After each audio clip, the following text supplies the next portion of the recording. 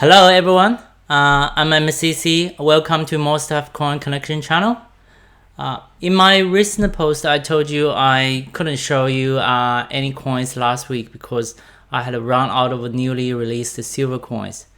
But guess what?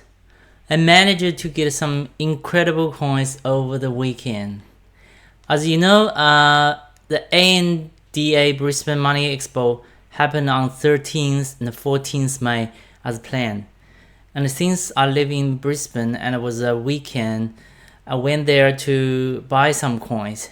There are tons of coin collectors and enthusiasts over there, and all you had to do was to make a gold coin donation into the entrance. I went straight to the official ANDA booth and was able to get two newly released silver Kookaburra coins, which is the whole point of my trip. As I mentioned before, ANDA holds 4 Money Expo events in major cities in Australia, and this year's theme is featuring birds. Last year's theme was animals, and in 2020 was related to flowers. The Australia Kookaburra silver coin have been known for their various private marks for the past decade, and I want to tell you about a few of them. One of the private mark series is the F15, which was released from 2013 to 2019 with an annual maximum mintage of 15,000. The declared mintage was around half of the maximum mintage in the first 3 years, but it dropped to just around 5,000, which is a third of the maximum mintage in the last 4 years. Not sure why it lost its popularity. If 15 stands for Fabulous 15 World's Famous Silver Coin. Each year between 2013 and 2019, mint companies from 15 countries would choose F15 as a private mark to print on their released coin and form a 15 coin set for each release. Another series features lunar year animals. It started with the year of the dragon in 2012, which is the 5th animal in the lunar year. They ended with the year of the pig in 2019, which is the 12th and the last one. On the Kookaburra coins, they've got this cool private mark thing for each lunar year. They made a lot of more coins for the dragon private mark than for the other series with the private marks. This is because there were no Kookaburra coins with the private marks to compare with in the initial year. They made 80,000 of them, but only sold about 65,000. When I say 80,000, that means that's their maximum mintage. So then, for the rest of the years, with other lunar year private marks, they only made 50,000 of them to make sure they were all sold out. In addition to those two series, there were about 3 years with Panda private marks from year 2017 to 2019, but with a much lower mintage of only 8,000 for each release. Anyway, they have been long gone for a couple of years. I cannot just wait to show you this coin on my hand. It looks pretty similar to the Kookaburra coin that came out a few months ago in Melbourne Money Expo, with the bird as a private mark. Remember, it was the helmeted honey eater I talked about in one of my previous episodes. But wait, if you take a closer look, you will see the bird on the coin is actually Broga this time. It was presented on the expo to all collectors for the first time during the past weekend. So let me take it out and show you guys.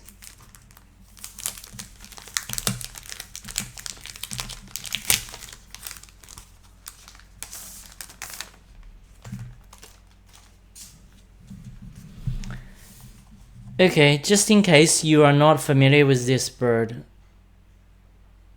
Brogas are big gray birds with long neck and legs. They have wingspan of up to 2.4 meters, and they are native to Australia. You can find them along the coast from Rockhampton all the way down to the Gulf of Carpentaria, which is the southwest of Thursday Island and the tip of Queensland. They've got this cool red patch on their forehead and the bumpy stuff on their head too. Boreas have been playing an important role in Indigenous Australia culture for thousands of years. They've been featured in rock art, Dreamtime stories, and ceremonial dances, and are seen as a symbol of abundance, fertility, the cycle of life. Nowadays, Boreas is super popular in Australian culture and literature. You can find it on coins, postage stamps, and other national symbols. In fact, it becomes an official bird emblem of Queensland way back in 1986.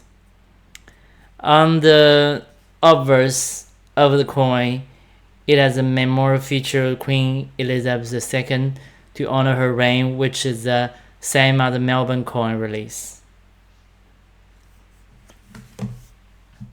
I suspect that the Black Swan will be the next private mark on Perth Money Expo Kookaburra coins, while the Kookaburra itself will be the private mark on the Sydney Money Expo Kookaburra coins, as they are bird emblems for those two states.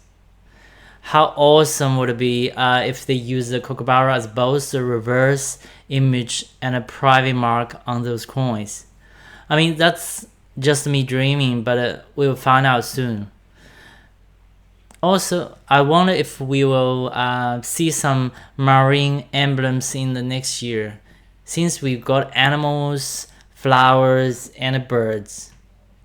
The silver coin wasn't available on Perth Mint website until today, Monday, but don't worry, you still have a chance to buy one or two from them. There are other official distributors around and they accept pre-orders, but just a heads up, takes longer to receive the coin that way. If you are not in a rush and the price is reasonable, go ahead and choose the mint or a distributor with a fair price. Let's wait and see how quickly it sells out this time. Usually, a popular coin goes fast, so good luck. By the way, in the future, it's a good idea to set a reminder so you don't miss out any releases you're interested in. Pretty sure you don't want to pay a high premium for a coin you really like. Here is an example. The Royal Australian Mint recently released a 1 troy ounce $5 colored silver proof Emperor Penguin coin. Can you believe that it's now being sold on eBay for about 300 Australian dollars, even though its original price was only 140 Australian dollars? It's a bit crazy, right? Okay, I guess that's the end of my show. Hope you are having fun for collecting coins. Don't forget to subscribe, like, or leave a comment. Catch you in the next episode. Have a great day, and I wish you a fantastic week ahead.